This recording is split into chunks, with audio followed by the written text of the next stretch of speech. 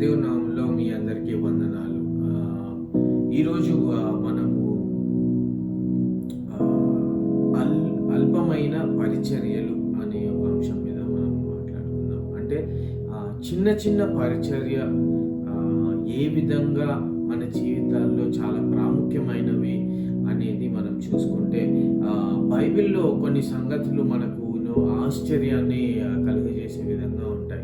అవి ఎలాంటి సంగతులు అంటే, వాగ్దానం చేయబడిన దేశంలో ఇశ్రాయేలీయులను మోషే నడిపించే సమయంలో అమాలేకీయులు వారిపై యుద్ధానికి వచ్చినప్పుడు మోషే తన చేతి కర్రను చేత పట్టుకొని ఆ కొండ శిఖరం మీద నిలబడి తన చేయి పైకెత్తినప్పుడు ఇశ్రాయేలీయులు గెలుస్తూ వచ్చారు. మోషే తన చేయి దింపినప్పుడు మనం చూసుకున్నట్లయితే అమాలేకీయులు వారు గెలిచినట్టుగా మనము చూస్తూ ఉంటాం.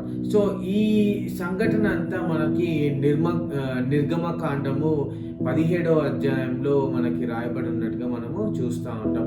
సో మనందరికీ ఇది ఆల్రెడీ తెలుసు. సో ఇక్కడ ఎవరు ఈ చిన్న చిన్న పరిచర్యలు చేశారు? ఇక్కడ ఎవరిది అల్పమైన పరిచర్య ఇక్కడ అంటే, అయితే మోసే చేతులు బరువెక్కినప్పుడల్లా అహరోను హూరులు మోసే చేతులను ఇరువైపుల పట్టుకొని అతని చేతులను ఆదుకొని వారు ఎత్తి పట్టుకున్నారు. సూర్యాస్తమించే వరకు ఆ రెండు చేతులను ఇరువైపులా ఎత్తి పట్టుకున్నట్టుగా మనము చూస్తూ ఉంటాం. సో వాళ్ళకి ఇశ్రాయేలుకి ఆ విధంగా చేసినప్పుడు వాళ్ళకి విజయం కలిగినట్టు మనము చూస్తూ ఉంటాం. సో అహరోను గురించి మనందరికీ తెలిసినప్పటికీ ఈ హూరు అనే వ్యక్తి గురించి పరిశుద్ధ గ్రంథంలో ఎక్కువగా రాయబడలేదు. కానీ మనము క్షుణ్ణంగా మనం ఆలోచిస్తే, మనము దీని గురించి మనం పరిశీలించి ఆలోచించినప్పుడు ఈ హూరు అనే వ్యక్తి ఎంతో చిన్న పరిచర్య చేసినప్పటికీ అది ఇశ్రాయేలీయులకి అమాలేకుల పైన విజయాన్ని తీసుకురావడానికి ఎంతో సహాయపడినట్టుగా మనము చూస్తూ ఉన్నాం. ఒకవైపున అహరోను ఏ విధంగా ఒక చెయ్యిని ఎత్తి పట్టుకున్నాడో, హూరు కూడా అదే విధంగా ఇంకో చెయ్యి కూడా ఎత్తి పట్టుకున్నట్టు మనము చూస్తూ ఉన్నాం. కానీ ఆయన గురించి బైబిల్లో ఎక్కువగా రాయబడలేదు. సో మన జీవితంలో కూడా మనము చేసే పరిచర్య అనేక సార్లు బయటకి కనబడకపోవచ్చు, అనేక మందికి తెలియకపోవచ్చు.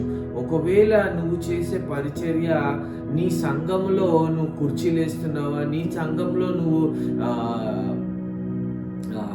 నీ సంఘాన్ని సిద్ధపరుస్తున్నావా, లేకపోతే ఊడుస్తున్నావా, ఇలాంటి చిన్న చీరలు వేయడము, ఇలాంటి చిన్న చిన్న పనులన్నీ నీ సంఘంలో నువ్వు చేస్తున్నప్పుడు మనకు అనిపించవచ్చు, ఇవన్నీ నేను ఎవరు పట్టించుకోరు, ఇవన్నీ చిన్న చిన్న పరిచర్యలు కదా, ఇవన్నీ అంత ప్రాముఖ్యమైన పరిచర్య కాదు, అక్కడ స్టేజ్ మీద నిలబడి వాక్యం చెప్పడమే పెద్ద పరిచర్య అని మీరు అనుకుంటున్నట్లయితే ఈ రోజు నేను మీ అందరినీ ఎంకరేజ్ చేయాలనుకుంటున్నాను. ఈ హూరు విషయంలో మనం ఆలోచించినప్పుడు ఆ వ్యక్తి గురించి ఎవరు పట్టించుకోరు, ఆ వ్యక్తి గురించి ఎవరు మాట్లాడరు.